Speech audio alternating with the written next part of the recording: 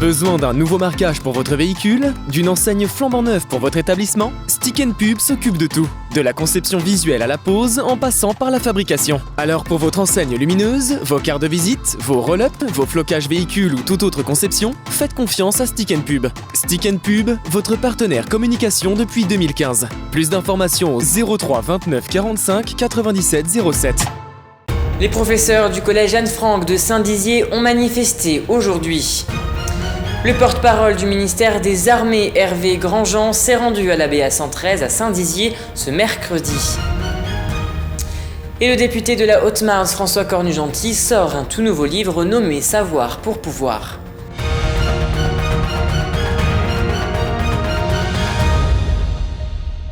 Bonsoir à tous, bienvenue dans votre journal du jeudi 28 janvier 2021 et je vous propose d'ouvrir cette édition avec la manifestation qui s'est tenue aujourd'hui. Ce mardi, un appel national avait été lancé afin d'obtenir entre autres de meilleures conditions sanitaires dans les établissements scolaires.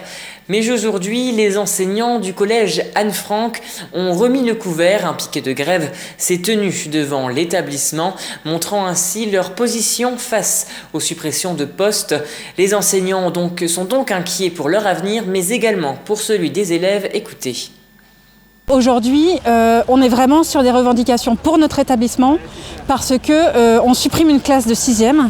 Et avec ça, il y a beaucoup de conséquences qui en découlent pour nos élèves. On est au maximum de notre accueil possible, donc on ne peut plus accueillir d'élèves qui déménageraient dans l'année, d'élèves qui bénéficient du dispositif UPE2A pour l'accueil des élèves qui ne parlent pas français dans notre établissement, où on a une unité spécifique chez nous.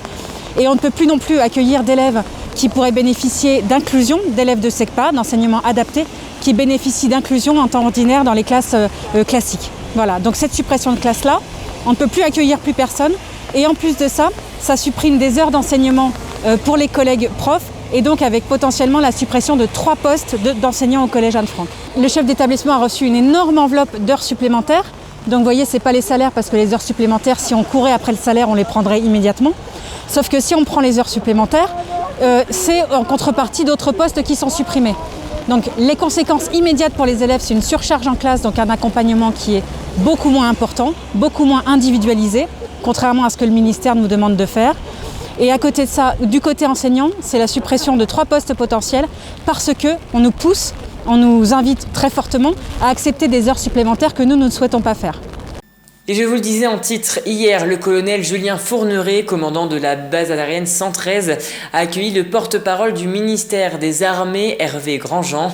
Une première conférence de presse délocalisée durant laquelle les dernières actualités du ministère ont été présentées.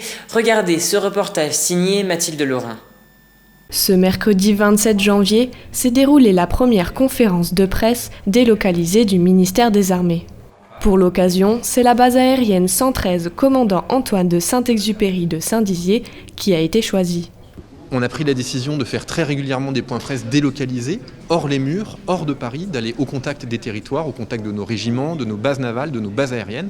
Et donc pour ce premier point presse délocalisé, en 2021, nous avons choisi la base aérienne 113 de Saint-Dizier, qui est un des cœurs battants de la dissuasion nucléaire aéroportée et de notre police du ciel. C'est la raison pour laquelle on a souhaité venir à Saint-Dizier dès le mois de janvier 2021. Un événement qui était important pour le département, cependant, certains ont regretté de ne pas avoir été prévenus.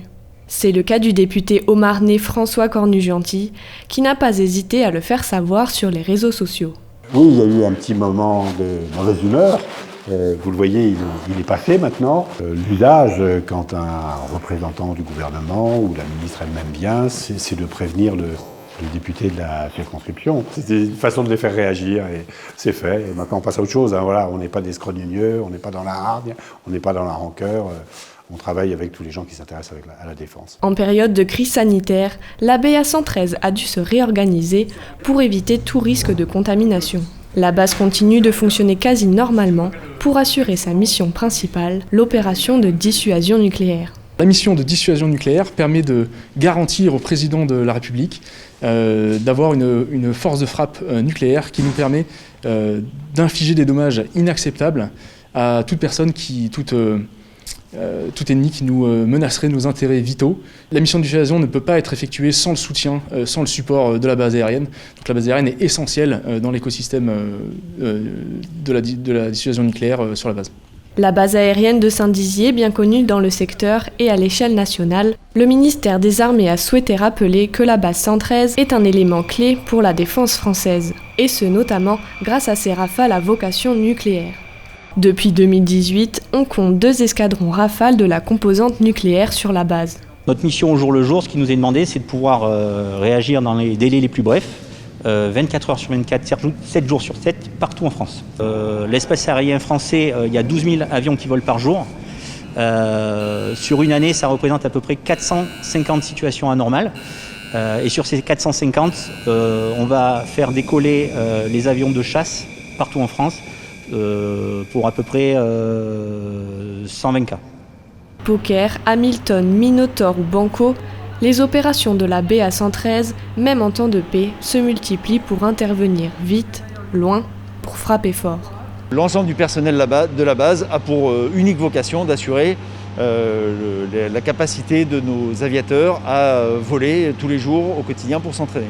Moi je suis extrêmement fier et honoré d'accueillir cette manifestation, ce point presse, parce que effectivement ça peut être interprété comme un signe d'excellence, mais ce que je peux confirmer, c'est-à-dire que la base aérienne 113, c'est un outil singulier dans le système de défense français. Et donc oui, je suis extrêmement fier et extrêmement honoré de vous accueillir et d'accueillir cette première délocalisation du point presse du ministère des Armées. Et poursuivons cette édition avec le chiffre du jour qui s'élève à 200.